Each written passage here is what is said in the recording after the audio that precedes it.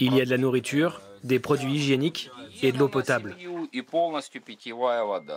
Voilà le chargement destiné à ceux qui vivent sous les bombes. Une fois son coffre plein, Evgeny prend la route, 15 minutes de trajet pour rejoindre Barmout et ses risques mortels. Pour nous, c'est très étrange de voir qu'il y a encore des gens qui vivent dans ces zones. Au moins 5000 habitants. Les voici, ces irréductibles. Dans chaque quartier de la ville assiégée, on trouve encore des résidents qu'il faut approvisionner. Oui, toi aussi je t'apporte quelque chose. Certains se plaignent quand même d'être isolés dans ce secteur exposé aux tirs. Vous devriez venir chez nous. Et c'est où chez vous? Chez les gens civilisés, pardi. Oui, enfin, sur votre village aussi, ça bombarde. On se taquine malgré le danger. C'est passé juste au-dessus. Ce jeune homme a droit à 2 bonbonnes d'eau et un sac de provisions pour une semaine. Sa vie sous les bombes, il y est habitué. Hier, ça a tapé là. Et ensuite juste ici.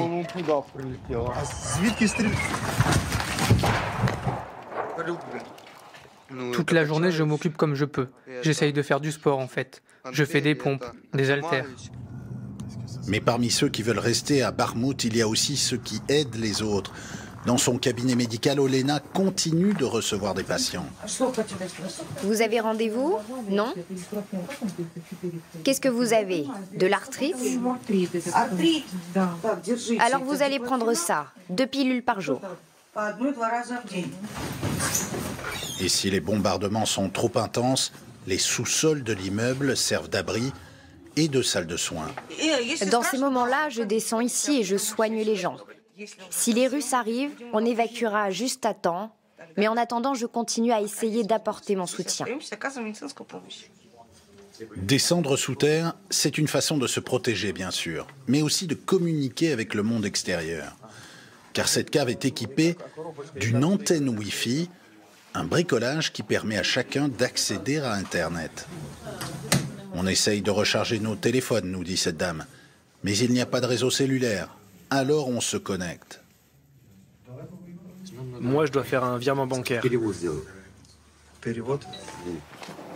Ainsi va la vie dans ces villes écrasées par la guerre, où les militaires côtoient les civils et où les services de base, comme l'approvisionnement en nourriture, tiennent du miracle quotidien.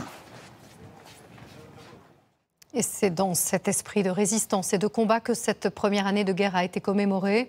Des hommages ont bien évidemment été rendus aux soldats mobilisés. Quant au président Zelensky, il a répété que cette année se solderait par une victoire de l'Ukraine.